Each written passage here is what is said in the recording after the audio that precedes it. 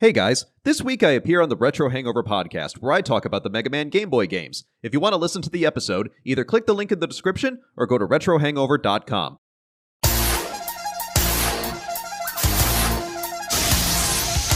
X marks the spot! Ha ha ha! Hello, hello, hello, I am the Gray Man, and welcome back to Mega Man 6, and that is a badass palace right there, Like Dr. Wily, kind of thinks of better fortresses when he's he's not creating for something other than himself. And look at this background right here. Just even if Capcom was just kind of about this game, they still brought their A game when it came to the design. Like this, I love this kind of stuff. And that's a little bit of the history of this game that I haven't talked about yet. So since this was kind of at the end of the NES life cycle, they tied in the promotion of this game with the new the top loader version of the NES with the NES 2. So Mega Man 6 was one of the games that kind of got featured in the commercials. It was kind of just like a last hurrah for the console. And what's interesting about the top loader is that, honestly, if do I want to risk going that way? No, I don't think so. But what's interesting about the top loader is that if you are gonna do a lot of genuine retro gaming, if you're not gonna emulate and you want to get the real deal, the top loader kind of is the way to go because one, the top loader design just works better. A big problem with the original NES, the VCR version, which is the one I have, is that, the classic thing where you just kind of have to just, blow on it and, try to see if you can get it to work. That was kind of a flaw that was inherent in the VCR design. And it wasn't necessarily because, the contacts were dirty, although that was a contributing factor. It was also the fact that, because it was just kind of, boxed in there in that little slot, the alignment of the pins on the cartridge and the console wouldn't line up completely perfectly. So the top loader basically fixes that issue, and as long as your cartridge is still in a pretty good state, it should just work perfectly like every other. What the hell is down here? Oh, that was the alternate path. Okay. But the downside is that it had that really ugly and uncomfortable, bone-shaped controller. So if you do get the top loader, see if you can still get the original brick controller. Those hold up way better, and I think you'll be more satisfied. I completely forget which boss. Oh! It's these guys. I know who these guys are. Ooh, and I do not want to use that weapon against them. I'm already off to a bad start. Let's see here. Maybe it's the spear. Oh, the spear's kind of okay. Maybe it is the wind. It is not the wind. Maybe it is fire. Oh yeah, it's fire. It's fire. Ah.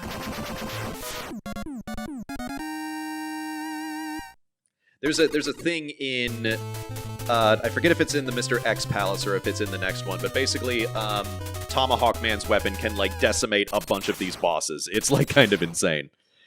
So I guess we'll be finding that out together.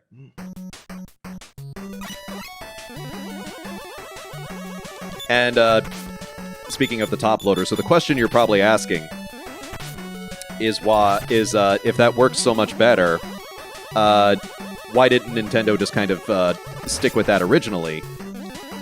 Especially considering top-loading consoles were kind of the standard. Before that, you had the Atari 2600, which was a top-loader. You had the Master System by Sega, which was a top-loader, the Genesis, etc., etc. And that was part of, Nintendo's sneaky marketing plan to kind of slip under the radar, because after Atari kind of went belly up, because they couldn't hold on to quality control. Just the North American market was just not interested in game consoles, or at least retailers weren't. because they would just get, like, an influx of just, like, mediocre games that people would just kind of return all the time. And, you know, they'd just be selling them in bargain bins for, like, $1. And, so Nintendo came up with the, you know, with the VCR design, and they paired it with Rob the Robot, going like, "Oh no! It's not a game console. It's a toy. See, we can sell this in toy stores. This is completely fine." And toy stores are like, "All right, if you insist." And of course, like, Rob the Robot only works with you know, 2 different games, and by that time, like, you know, the NES was already in everybody's houses, and it was a big hit, so they just kind of went like, "Oh, nope, it's actually a game console, you know, just never mind." But then they were stuck with kind of just like that very problematic design for just like most of the NES's lifespan. But, you know, gotta give them credit for just kind of like creative marketing. Okay, yeah, this one definitely uses the tomahawk. If only I could aim it properly. Yeah, there we go. Got this wonderful palace, Mr. X. Now you're just gonna bring it down around us. Fucking up your own shit to fuck me up. I know you don't exist, technically, and that's still kind of a bad way to work. I'm just... Get this guy! Ah, there we go. That is one sign where, you know, I feel like Capcom was less lazy when they made this game, but the fact that so many of the bosses in the final area are weak to the same weapon is one area where I think they just kind of, like, threw in the towel. But then again, you know, if you confront a problem and you just use, like, a fucking axe, like, I get the feeling that would, kind of solve a lot of your issues. Will you let me punch this thing? I cannot okay, I can punch that guy. If I couldn't punch that guy, I was going to be very disappointed. Whoop. I really do like the Rush Power armor. I think it is really cool. But they had to kind of reinvent it for Mega Man 1, but in kind of a good way, where they just combined it into one armor. So instead of one armor for jetting and one armor for punching, now you can punch and jet with both. Oh, I wanted to go to that side. I've got like 5 E-tanks though. I'll be okay. Are we gonna get more flamey flames? Yes, we are. Oh! I said I was going to try out Beat, and I will stick to that promise. So let's do that. Yeah, so just look at how ridiculous Beat is. Like, he just zeroes in on anybody and just tries to fuck them up, which is kind of like, I don't know, it's just, your mileage may vary, but just like, I just don't think that's particularly interesting. Like, I don't really like an automatic, just like, you know, even the jet, for as overpowered as it is, it at least requires, like, some of my input and some of me, like, doing something. Like, I still have to press a button to activate the jet and to get over the thing. As opposed to just activating a thing that just kills everything for me. It kind of makes me think, so, I mentioned this in one of my Overwatch videos, but, I had a very close friend of mine, and we had been trying off and on for something like 2 years to beat Undertale together. And I had beaten it when it first came out, but they had never beaten it. And so we managed to accomplish it pretty recently. We, you know, we ordered pizza, and then we just, like, beat the game in one sitting. And one of the funny things that I found out about Undertale is that at the beginning of the game you have Toriel, who's, like, guiding you through the ruins and, like, showing you how to play the game. So first of all, her name is a pun on tutorial, which I thought was really funny. But then there's, like, no actual threat for most of the ruins. You know, because it's a tutorial level, there shouldn't be any sense of threat. And but there's also the segment where, like, you're trying to see if you can cross a bed of spikes, and then she goes, "Oh no, that's too dangerous," and she, like, holds your hand and helps you cross it. Toby Fox, the creator of Undertale, said that was inspired by Fi from Skyward Sword.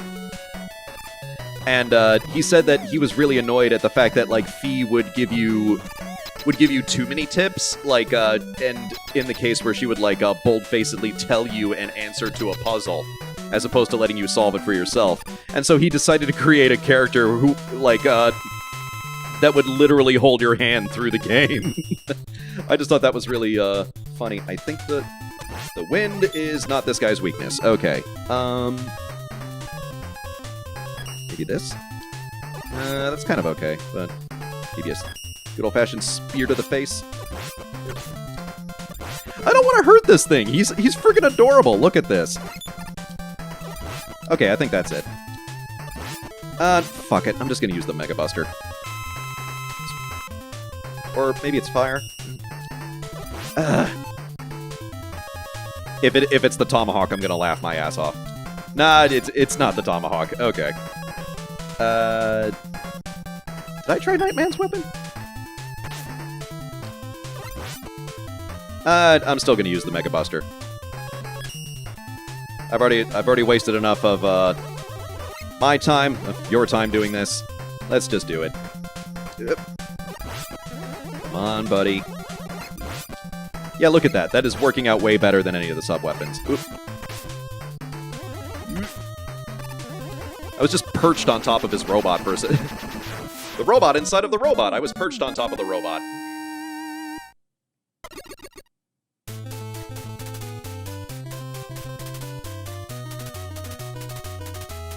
I've got kind of a sore throat right now, so I'm sipping my coffee like I normally am. I should just be sipping Dayquil or something just to see if I can finish up this recording. Because I'm not doing what I did with the Mega Man 5 playthrough, where I just take like a long break to collect my thoughts before the finale. I'm doing this all in one sitting. I'm sticking with it best I can. And I've been advertising this all week, but I appeared on the Retro Hangover podcast talking about the Mega Man Game Boy games, which I would like to play someday for the show, because I think, or at the very least, I would like to play Mega Man 5 for the Game Boy, because Mega Man 5 introduced so many original mechanics and original bosses that I basically consider it the Mega Man 5 that's worth your time. Like, it has, you know, a different power-up versus the Mega Buster. You get the Mega Arm, which is kind of like this little punch, but then it kind of like boomerangs, and it lets you grab items, and all the Robot Masters are themed after planets, so you get to go into space, and there's a bunch of cool original things. It's like a super underrated game. And original cartridges are like stupid expensive, because that was released during the end of the Game Boy's life cycle, as a matter of fact. Do I want to go this way? Let's see what this way. But last I checked, it should be available on the 3DS eShop. So, if you have the chance, I would download it and play it there, because it's a really good game.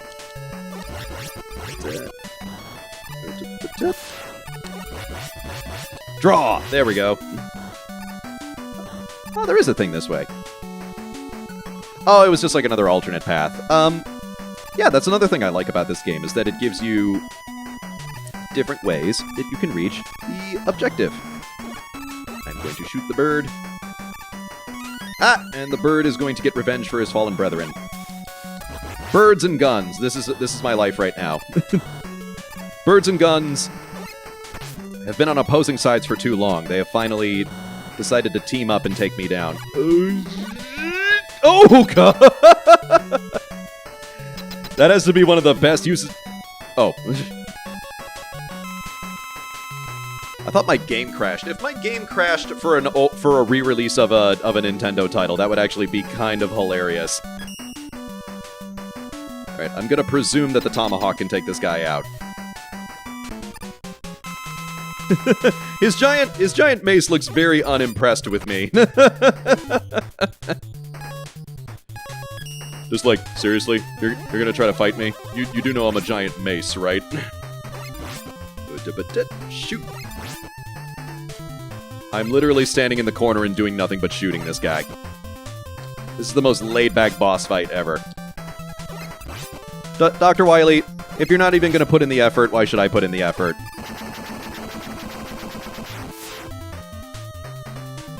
My scheme for world domination has failed. But I still have enough power to destroy you. Oh no, big shock. It's Dr. Wily. I mean, I can't believe it. Can you believe it? Let the final battle begin. Now, see, that is a palace right there. Dr. Wily's palaces have gotten exponentially better over these last few games. And we'll take a look at it in the next episode. See you then!